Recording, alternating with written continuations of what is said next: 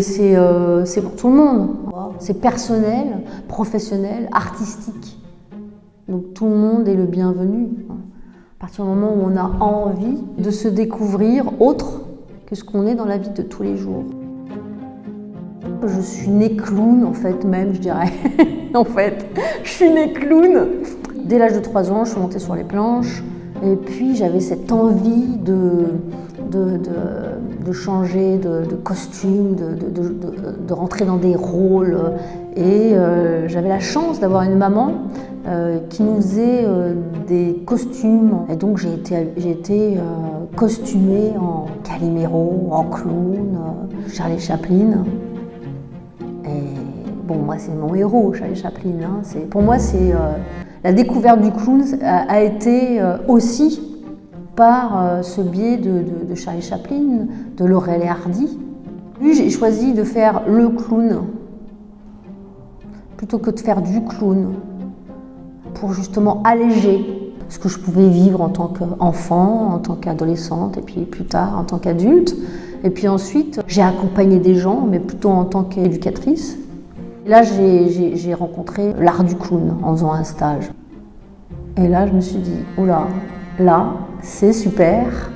Même si je l'avais déjà en moi, cette envie de changer d'histoire, de personnage, et bien là, avec ce petit masque, on dit que c'est le plus petit masque au monde, et bien la première fois que j'ai mis ce nez, et bien je me suis transformée en fait. C'est-à-dire que c'était moi et c'était pas moi. Et ça me dépassait. C'est-à-dire que c'est presque au-delà de ma propre volonté de faire, mais de plutôt se laisser être et se laisser surprendre par cet autre moi qui est dans un univers qui n'est pas l'univers dans lequel on vit dans la vie de tous les jours. Si je dis, bah voilà, moi je vais faire le clown, on amuse la galerie. Je veux dire, il n'y a pas de code, on n'est pas dans l'art. Et faire du clown, alors là, ça veut dire qu'on va apprendre des règles de jeu bien précises avec le regard. Et puis, c'est aussi l'expression corporelle. L'art du clown, c'est vraiment retrouver, en s'amusant, avec sérieux, retrouver cet endroit de la source, cet endroit de vérité. Ça peut être dans les codes sociaux, retrouver sa liberté de soi. C'est un révélateur pour moi de qui on est, aussi autre que ce qu'on a fait de nous. Et on a pu être coupé, coupé de ses sentiments, coupé de ses émotions, coupé de son corps.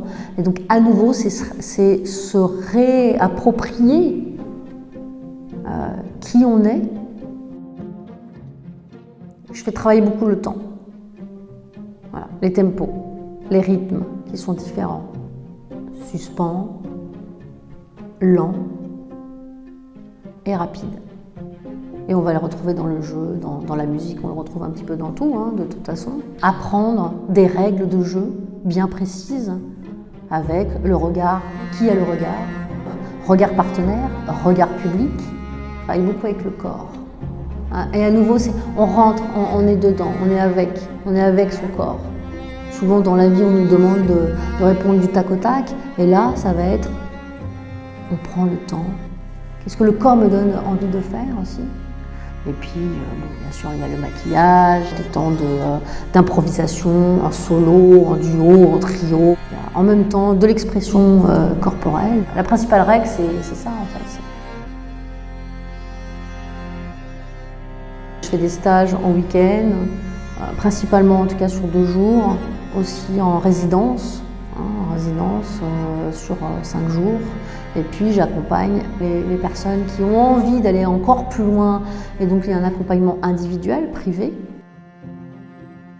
J'ai un spectacle qui s'appelle Les voyages du poète nomade, qui parle de notre relation à l'autre et au monde. Ça fait écho avec ce que je fais aussi quand j'accompagne les personnes dans l'art du clown. Il y a 3 personnages en tout. Monsieur Wazaki, Amandine, donc là c'est des personnages jeux masqués. Et puis il y a la clown, Myrtille, les 3 sont adorables. En tout cas, vous êtes toutes et tous les bienvenus. Il n'y a pas sans limite d'âge, sans limite de métier, tous les êtres qui ont envie de venir faire un stage, une formation, que ce soit en week-end ou en résidence, sont les bienvenus. Je reste joignable.